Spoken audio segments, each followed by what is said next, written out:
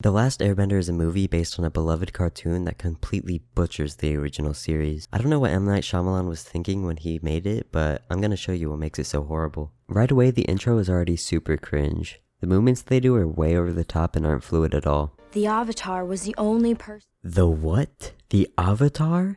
Not even 2 minutes in and they already get the pronunciation wrong. I'm pretty sure M. Night Shyamalan wanted to make it accurate to the culture or whatever, but why not just stick with what the show has already done? Changing things that don't need to be changed is never a good idea. Funny how they say book 1 as if they were expecting this to do well and make a sequel out of it. How is she spilling so much water without it losing any mass? The effects look pretty good though. Why does he have snow on his head as if she just dropped snow on him? He's not even wet after having water dumped on him. It worked better that time. I thought about Mom. This line about Katara thinking about her mom is a bit weird. She's definitely not a waterbender in the show. I always get wet. Well, you didn't get wet. What are they doing down there? Building snowmen? That doesn't seem smart. It also seems weird that they just stumbled upon it randomly. In the show, Katara was waterbending, which caused the ice to break and the iceberg surfaced. Uncle, look! His mouth definitely doesn't move when he says this line. Did he just try to stab Appa? I was just upset. Thanks for saving me. Lucky. God, why does this dialogue feel so weird? This is not how humans talk at all. Also, Aang feels no guilt about leaving home, but in the show it was devastating for him. Can't be a coincidence that we break him out of the ice, light shoots into the sky. Why is all the dialogue in this movie so weird? I can't even really tell what he's saying. Sokka. Sokka? Okay, the mispronunciations in this movie are gonna get really bad, so I'm just gonna flash a picture of the panda on the screen every time it happens. I am Prince Zuko. Zuko starts this line really quietly. I guarantee no one could even hear what he said. Also, his scar is really minimal in this, which is a huge mistake in his character. His scar defines him in the first season of the show, but this makes it seem like not really a big deal. Grandma. Where does Katara's voice even come from? Why do they use so many voiceovers in this movie when they aren't even necessary? That's the first use of firebending we see and it's already wrong. In this, firebenders need a source of fire to bend instead of always being able to make their own, which is kind of just a massive disadvantage. How did they possibly manage to get this far in the war if they needed a fire source to bend? Every other element has pretty easy access at all times, but when do you just stumble across a fire? My name is Iro. There hasn't been a waterbender in the Southern Water Tribe since my friend Hama. This is a nice reference to Hama from the Puppet Master episode.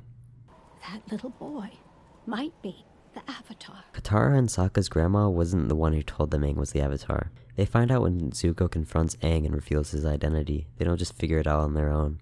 The spirit world is filled with dazzling creatures. Only the Avatar can speak to them.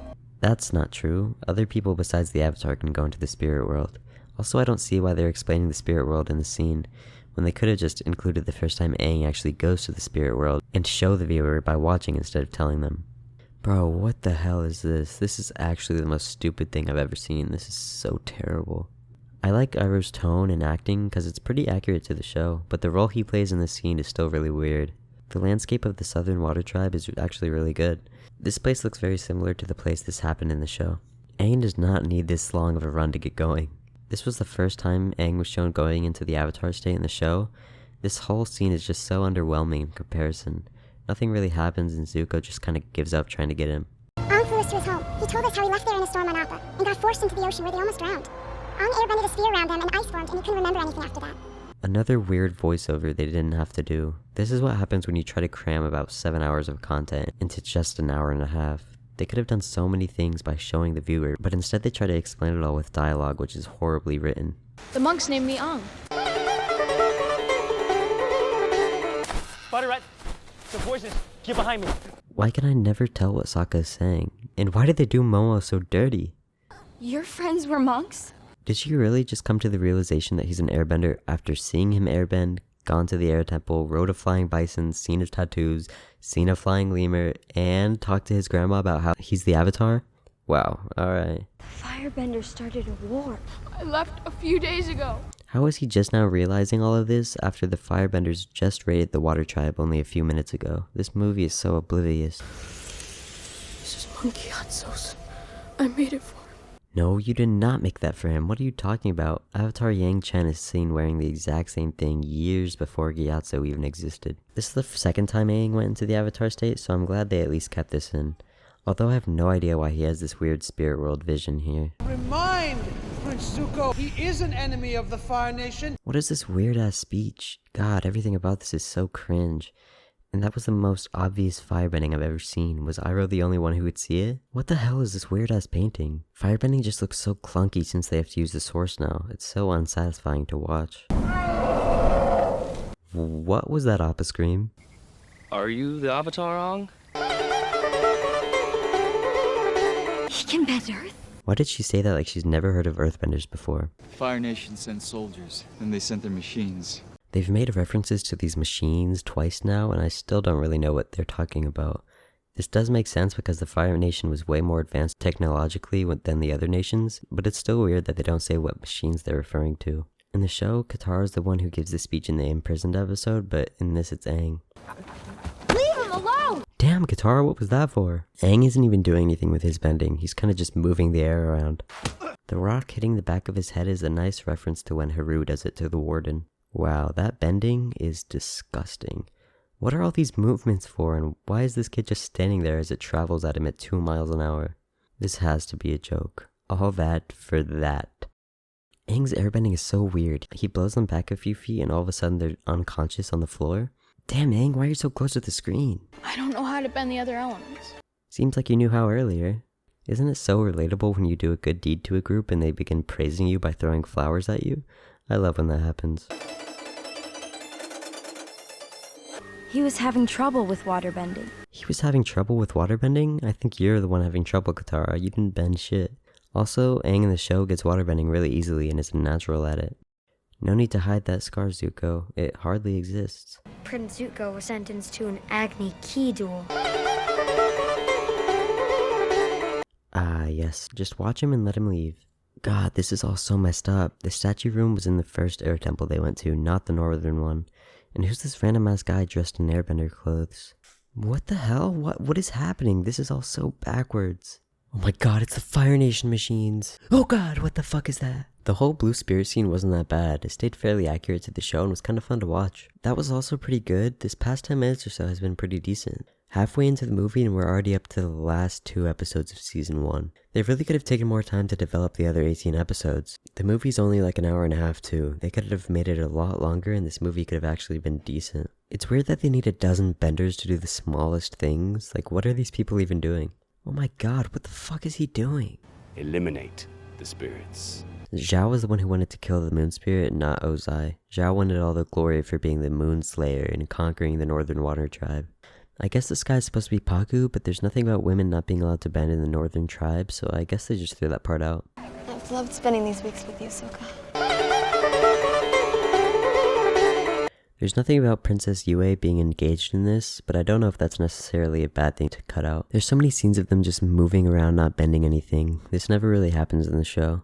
It's pretty cool how they gave Zuko the same outfit he had in the show, and it's a nice touch that Iroh was worried about him too. What the hell? I thought they just had to have a fire source to firebend. Why are they just changing the rules of bending back and forth? Oh no, not the torch, he's gonna kill us all! This is probably the most boring, slowest fight I've ever seen. I think this animal is supposed to be the same ones that Azula and her crew rides on in the show. They seem really slow though.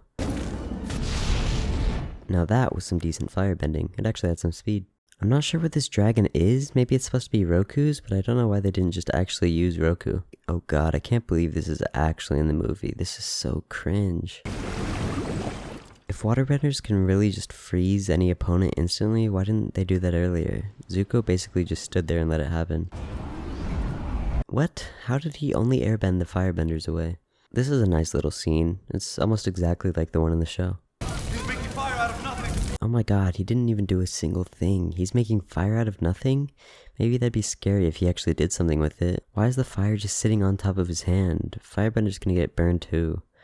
I get that this is supposed to make Iroh seem badass, but they can't just change the rules of bending back and forth like this. I killed you. Come away from him, nephew. What? Why did they have to have Iroh come and stop this fight? It was such a cool fight in the show. I guess they made Zhao do this as a reference to when he goes after Zuko after he won their Agni Kai. Damn, so just a few waterbenders kill him. I feel like waterbending is super overpowered in this movie. If they could just instantly drown or freeze any opponent, why haven't they been doing that this entire movie? I like the ocean spirit killing Zhao more. Why did they just cut out Aang turning into the ocean spirit? It was a perfect parallel to Yue turning into the moon spirit, but I guess they were just too lazy to do it in this movie. Why? Just have him actually use the wave. God, this movie's so shit. It doesn't even seem like there's a climax in this. I guess the Fire Nation just saw a big wave and were too scared to keep fighting. And now the Fire Nation is bowing down to Aang. This is just so unbelievably far off from the show. I don't think this movie could have been made any worse. What the hell is he doing? Sozin's comet is returning in 3 years. 3 years? Did they really think they were going to make any more sequels out of this?